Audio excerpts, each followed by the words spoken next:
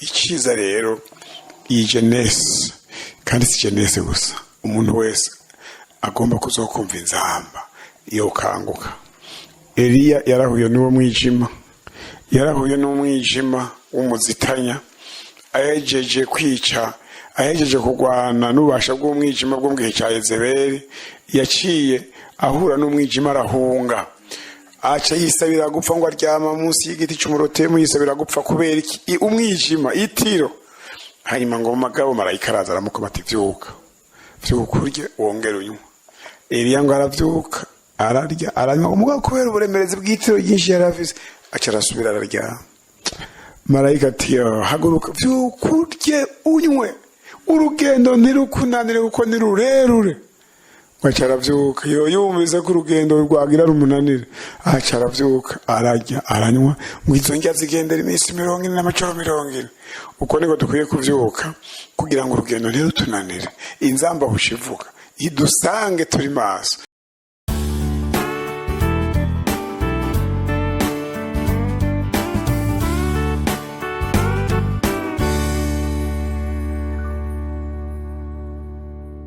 Ugwaruka muri kino gihe, kandi si ugwaruka gusa, ishengero muri kino gihe uko tubibona, hari ikintu Imana ikwiye gukora. Bibiliya iravuga ngo Mana, ngo harageze kugira icyo ukora. Niko byanditse muri Zaburi. N'uwasenze avuga ngo we Mana, ngo harageze kugira icyo ukora. Nanjye novuga nti muri iki gihe turavye ingene mu mpemu, urugezo rw'impemu rumeze, turabona ko ari hitiro. Ni jambo maranye iminsi muri no minsi riri mu gitabo cy'Abanyefeso 5 igice ca 14 rivuga ngo nico gituma bivugwa ngo ikangure we usinziriye uzuka uvuye mu bapfuye, Kristo arakumurikira. Kino gihe ni kanguro rikwiye kubaho, ikanguro nukuvuga umuntu arakwiye kugira ubuzima bushasha bwo gukanguka ku mpamvu y'inyungu yitwa ubugingo budashira. Ibintu abantu benshi basinziriyemo habanje kubaho kwibagira ko turi ingenzi, ko imbere yacu ubugingo budashira buturindiriye, haca haboneka ibintu rero bisa n'ibidusamaje. Harakeneye ikanguro. Ni nk'uko twavuga tuti benshi hariho itiro ryo mu buryo bw'impemu, kandi iryo tiro niko ritegerezwa kubaho. Umuhanuzi Yesaya yari yarabivuze ko rizobaho. Umuhanuzi Yesaya mu gice ca 60 yari yaravuze ko hazobaho itiro. Yavuze ngo ico ca 60 umurongo wa mbere avuga ngo haguruka ukayangane, kuko umuco wawe ushitse, kandi ubwiza bw'Uhoraho bukaba bukurasiye. Kuri kabiri rero, kuko raba umwiza uzotwikira isi, umwiza w'umuzitanya uzotwikira amahanga, ariko Uhoraho azokurasira, kandi ubwiza bwiwe buzokuboneka. Kuri gatatu, amahanga azoza ku muco wawe, n'abami bazoza ku gukayangana kwawe. Amen. Uyu muhanuzi yarahanuye ko hazobaho umwijima, kuko raba umwiza uzotwikira isi, umwiza w'umuzitanya. Iyo tiro rero nta kindi rivako, ni umwiza utwikiriye isi. Iyi nyota nke y'Imana ni umwiza utwikiriye isi. Aka gakiza k'intica ntikize ni umwiza w'umuzitanya utwikiriye isi. Uzobona n'abantu benshi muri no myaka intumbero si yo gukiza imitima y'abantu. Usanga abantu benshi intumbero yabo ari yo kurondera ngene baba barabayeho, baba bararonse udufaranga birira. Ni uburyo gusa bwo kuba Satani yahumye amaso abantu. Inyota yo gukiza ubugingo ntayo. Bwa mbere unyota yo gukiza ubugingo bw'umuntu bwa nyenebwo ni nke, n'inyota yo gukiza ubugingo bw'abandi ni nke. Kubw'iyo mpamvu rero ni itiro. Ngaho urumvise ngo kuko raba umwiza uzotwikira isi, umwiza w'umuzitanya uzotwikira amahanga. Ni umwiza. Iri tiro rero riva ku mwiza, iri tiro riva ku muzimagiza. Nico gituma usanga abantu uno munsi ivy'Imana abantu benshi babibamwo cyane cyane bakanyegera mu idini. Ariko icyo jambo ry'Imana ritubwira rero idusaba gukanguka ngo ikangure wewe usinziriye. Nicyo gituma twohanura abahungu n'abakobwa, abagabo n'abagore, abatama n'abatamakazi, uwo kumviye inkuru arakwiye gukanguka akaba mu buzima bw'ikanguro, akaba muri ubwo buzima bw'ikanguro. Abaye muri ubwo buzima bw'ikanguro agaca ahaguruka akagira gute, agakayangana, akambara ugukayangana. Murabona muri uwo mwiza niho Imana ikeneye ko haboneka abahungu n'abakobwa b'intwari bahaguruka umuco wabo ugakayangana, abandi bakuzura umwijima, ariko abandi nabo bagaca buzura umuco. Kandi muramaze kubona ko itara ryaka cyane iyo hari umwijima. Iyo hari umwijima ni itara ibonesha kure. Uko niko natwe Imana igomba des garçons, abahungu n'abakobwa bafise demarcation, bafise igihagararo, bahevye amagara yabo, bahevye isi, bayitetoye mugo baramirije, bagomba kuzogwana neza urugamba rw'impwemu. Kirisito akazobasanga bagumye bahagaze, umwijima ntubashikire. Icyo rero nicyo nifuza ko abaho, nicyo turiko turakora nkaho duherereye mu banyeshuri dukunda kubana. Nta wundi mugambi dufise ni wo gukanguka, kuba mu ikanguro, kuba mu muvyuro, ntiduhumwa amaso n'ubu gusaza kw'isi. Nibi abantu usanga bakwegwa niba bagandi bagakwegwa na biriya, abandi bagakwegwa na biriya, aho kunezereza Imana ugasanga abantu bariko barinezereza mu mubiri, bariko barinezereza mu byo mw'isi. Ivyo byose rero tubirengane, dukanguke. No hanura rero ugwaruka ruriko ruranyumviriza ko aho gukanguka, réveil spirituel. Umuntu agakangukira mu kurondera Imana mu masengesho, umuntu agakangukira mu kurondera Imana mu gusoma ijambo ry'Imana, umuntu agasubira akimenyereza kuririmba, tukaja muri mpwemu. Hamwe mu Banyefeso havuze ngo mwuzure mpwemu. Ingene hagusomera dusubire wumvirize mu Banyefeso hamwe 5 wumve ngene havuga ngo kuri 15 havuga ngo nuko mwirinde cyane uburyo mugenda, mwe kugenda nk'imburabwenge, ariko mugende nk'abanyabwenge, mugura uburyo mubwiza kuko iminsi ari mibi. Nuko ntimubipfu, ariko mutahure ivyo umwami wacu agomba ivyo ari vyo, kandi ntimukaborerwe vino irimwo ubuhumba, ariko mwuzure mpwemu. Amen. Twuzure mpwemu. Ese cyoma abantu bakeneye bakuzura mpwemu. Abantu buzuye mpwemu baca bagira amaso abona. Abantu buzuye mpwemu baca bamenya n'igihe aho kigeze. Abantu buzuye mpwemu arababwira ati genza uko, reka ibi, ukora ibi. Iciza rero iyi jeunesse, kandi si jeunesse gusa, umuntu wese agomba kuzokumva inzamba yo kanguka. Eliya yarahuye n'uwo mwijima, yarahuye n'umwijima w'umuzitanya, ahejeje kwica, ahejeje kugwana n'ubasha bw'umwijima bwo mu gihe cya Yezebeli. Yaciye ahura n'umwijima arahunga, aca yisabira gupfa, ngo aryama munsi y'igiti cy'umurotemu yisabira gupfa kubera iki? Umwijima, itiro. Hanyuma ngo umugabo marayika araza aramukoma ati vyuka, vyuka urye wongere unywe. Eliya ngo aravyuka, ararya, aranywa. Umugabo kubera uburemerezi bw'itiro ryinshi yarafise aca arasubira araryama. Marayika ati haguruka, vyuka urye unywe, urugendo ntirukunanire kuko ni rurerure. Aca aravyuka, yumvise ko urugendo rwagira rumunanire, aca aravyuka, ararya, aranywa, ngo izo ndya zigendera iminsi 40 n'amajoro 40. Uko niko dukwiye kuvyuka kugira ngo urugendo ntirutunanire, inzamba bushivuka idusange turi maso. Kuko Eliya amaze kwikangura yaciye agenda arobanura umwami wa Siriya, yongera arobanuza amavuta umwami wa Isirayeli yitwa Yehu, yongera arobanuza Elisa umusubirira. Ngo ivyo bihejeje azabona umukogote w'umuriro n'amafarasi y'umuriro biraje biramuteruye. Uko niko natwe twiteze ko inzamba y'umuriro wa mpwemu yera izoduterura. Mugabe izoterura abandi abakangutse, abari muri mpwemu, abari mu ibanga ryo kurondera Imana, abafitaniye imigenderanire myiza n'ijoro. Inyungu y'ubugingo budashira, iri kanguro nta n'umwe ritaraba. Riraba abavyeyi n'abana, riraba umuntu wese yifuza kumva inzamba. Ubusinziriye iyo kanguro rikamurengana arahomvye. Uwo ari we wese agomba gukiza ubugingo yokanguka. umuvyeyi yokangura abana duhere n'imiryango. Iyo kangura iraryoshe bihereye kuri papa w'abana, kandi iraryoshe bidasize inyuma n'umunwa w'abana, kandi iraryoshe n'abana bose bacira ryitaba. Uko rero mu muryango bigenze kuba bigenze neza, niko rikwiye no kuba mu ishengero iryo ari ryo ryose. Ubuvyuka ukabaho ntihagire ibindi bintu bidasamaza. Icyambere dukwiye guhereza ku mutima,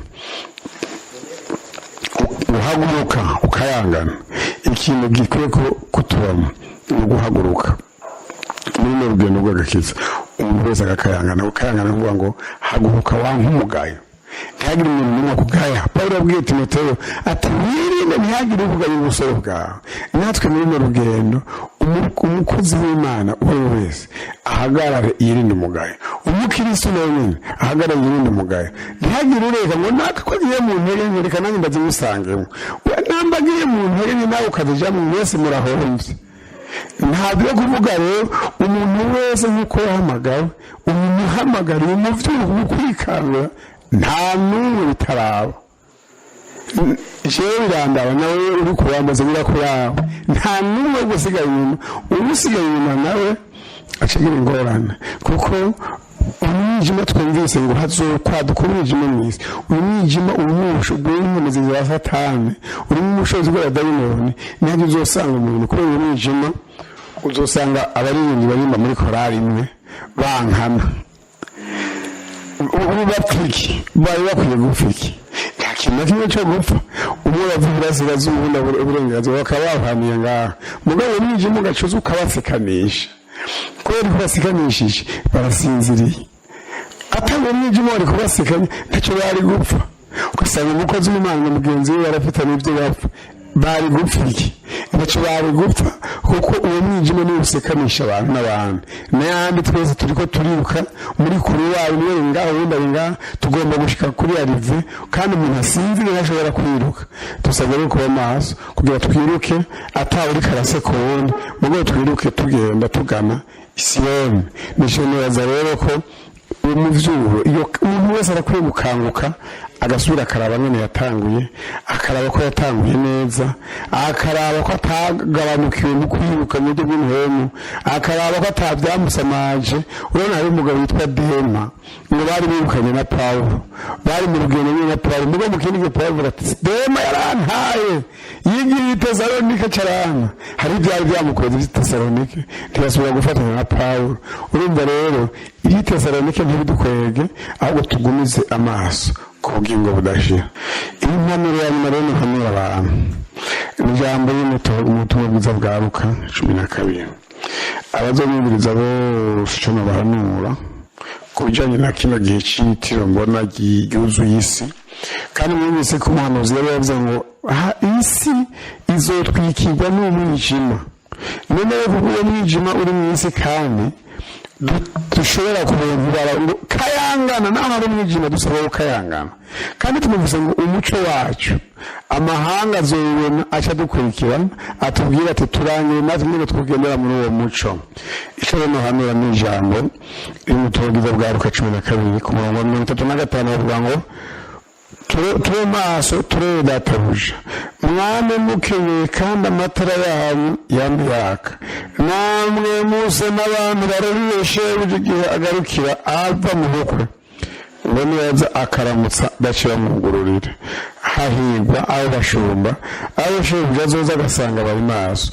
Ndababwira ukuri, azokenyera abicarike, aze abagaburire. Niyaza mu gicugu canke mu nkoko akabasanga atyo, bazoba bahirwe.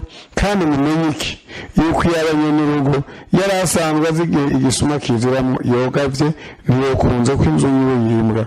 Namwe mwami mwiteguye, kuko umwana w'umuntu azoza mu gihe mutimviriye. Amen. Ico dutuma gukanguka rero ni ikintu cy'uko Yesu azoza mu gihe tutiyumviriye.